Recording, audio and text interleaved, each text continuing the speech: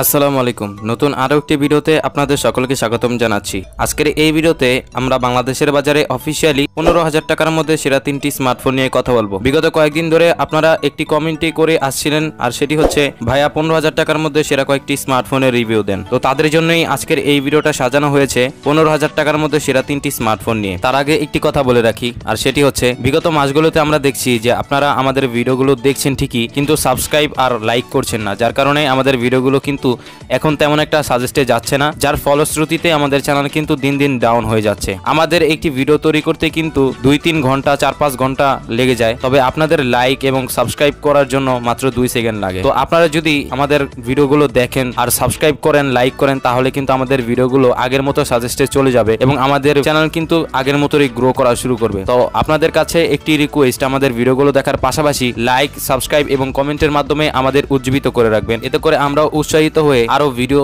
আপনাদের উপহার দেওয়ার চেষ্টা করব। তো আমি আছি মোহাম্মদ শাহিন, আপনারা দেখছেন টেকনিক্যাল 0.1। সো আমাদের তালিকার প্রথম ফোনটি হচ্ছে ওয়ালটন প্রিমো NX6, আর এই ফোনটা নিয়ে কিন্তু আমাদের চ্যানেলে ডেডিকেটেড একটি ভিডিও আপলোড করা হয়ে গিয়েছে, আপনারা চাইলে দেখে আসতে পারেন। সো ওয়ালটন প্রিমো NX6 এই ফোনটা কিন্তু বাংলাদেশের বাজারে একটি ভেরিয়েন্টে অ্যাভেলেবেল পাওয়া যাচ্ছে, আর সেটি হচ্ছে 464 ভেরিয়েন্ট, যার অফিসিয়াল প্রাইস 15,990 টাকা। তবে বিভিন্ন লোকাল শপ থেকে কিন্তু আপনারা এই ফোনটা মাত্র 15,000 টাকার মধ্যে কিনে নিতে পারবেন। তো এখন হয়তো অনেকে রেগে যাবেন আর বলবেন 15,000 টাকার মধ্যে একটি ওয়ালটনের ফোন কেন আমি সাজেস্ট করলাম। তার কিছু কারণ রয়েছে, যেগুলো আমি আস্তে আস্তে এখন আপনাদের ক্লিয়ার করছি। ওয়ালটন প্রিমো NX6 এই ফোনটাতে থাকছে 6.78 ইঞ্চের একটি ফুল HD+ রেজুলেশনের ডিসপ্লে। তাছাড়া এই ফোনটাতে থাকছে ট্রিপল ক্যামেরা সেটআপ, যার মেইন ক্যামেরা 48 মেগাপিক্সেলের, পাশাপাশি 5 মেগাপিক্সেল এবং 2 মেগাপিক্সেল করে দুটি আলট্রা ওয়াইড এবং ডেপথ সেন্সর ক্যামেরা রয়েছে। ফোনটার মেইন ক্যামেরা দিয়ে কিন্তু ফুল HD+ রেজুলেশনের ভিডিও শুট করা যাবে। তাছাড়া ফোনটার সামনে থাকছে 8 মেগাপিক্সেলের একটি সেলফি ক্যামেরা। ফোনটাতে থাকছে 6000 মিলিঅ্যাম্পিয়ারের একটি ম্যাসিভ ব্যাটারি, যার পাশাপাশি থাকছে 10 ওয়াটের একটি চার্জার।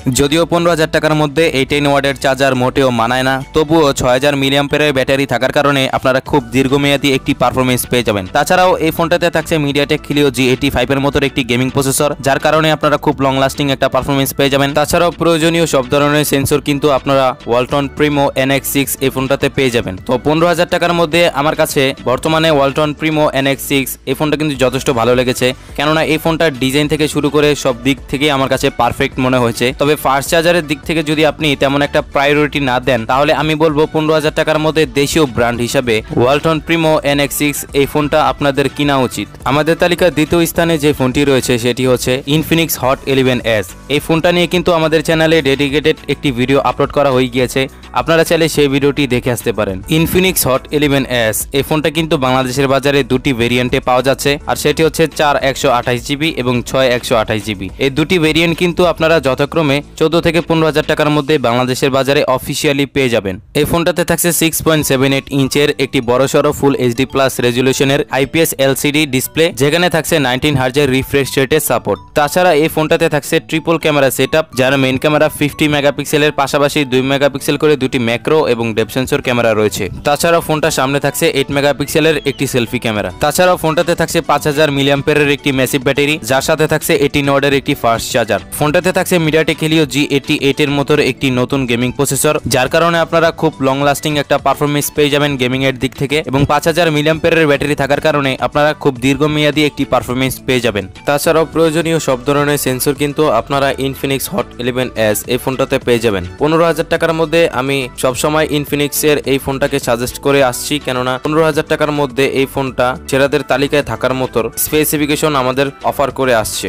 আপনার বাজেট যদি 15,000 টাকা হয়ে থাকে, তাহলে আপনি ইনফিনিক্স হট 11S এই ফোনটাকে কিনে নিতে পারেন। আমাদের তালিকার সর্বশেষ এবং সবচেয়ে সেরা যে ফোনটি রয়েছে সেটি হচ্ছে Redmi 10 2022। এই ফোনটা কিন্তু বাংলাদেশের বাজারে দুটি ভেরিয়েন্টে পাওয়া যাচ্ছে, আর সেটি হচ্ছে 464 এবং 6/128GBর দুটি ভেরিয়েন্ট। এই দুটি ভেরিয়েন্ট আপনারা যথাক্রমে 15 থেকে 16,000 টাকার মধ্যে বাংলাদেশের বাজারে অফিসিয়ালি পেয়ে যাবেন। Redmi 10 2022 এই ফোনটাতে থাকছে 6.5 ইঞ্চের ফুল HD+ রেজুলেশনের IPS LCD প্যানেল, যেখানে থাকছে Gorilla Glass 3 এর প্রোটেকশন এবং থাকছে 19 হার্জের রিফ্রেশ রেটের সাপোর্ট। তাছাড়া এই ফোনটার ব্যাক সাইডে থাকছে কোয়াড ক্যামেরা সেটআপ, যার মেইন ক্যামেরা 50 মেগাপিক্সেলের, পাশাপাশি 8 মেগাপিক্সেলের আলট্রা ওয়াইড এবং 2 মেগাপিক্সেল করে দুটি ম্যাক্রো এবং ডেপথ সেন্সর ক্যামেরা। ফোনটার মেইন ক্যামেরা দিয়ে ফুল HD+ রেজুলেশনের ভিডিও শুট করা যাবে। তাছাড়া ফোনটার সামনে থাকছে 8 মেগাপিক্সেলের একটি সেলফি ক্যামেরা। ফোনটাতে থাকছে 5000 মিলিঅ্যাম্পিয়ারের ম্যাসিভ ব্যাটারি, যার পাশাপাশি থাকছে 18 ওয়াটের একটি ফাস্ট চার্জার। পারফরমেন্সের দিক থেকে এই ফোনটাতে থাকছে MediaTek Helio G88 এর মতো একটি নতুন গেমিং প্রসেসর, যার ব্যাকহ্যান্ডে থাকছে অ্যান্ড্রয়েড 11। এই ফোনটাতেও আপনারা প্রয়োজনীয় সব ধরনের সেন্সর পেয়ে যাবেন। তো আপনার বাজেট যদি 15 থেকে 16,000 টাকা হয়ে থাকে তাহলে আপনি Redmi 10 2022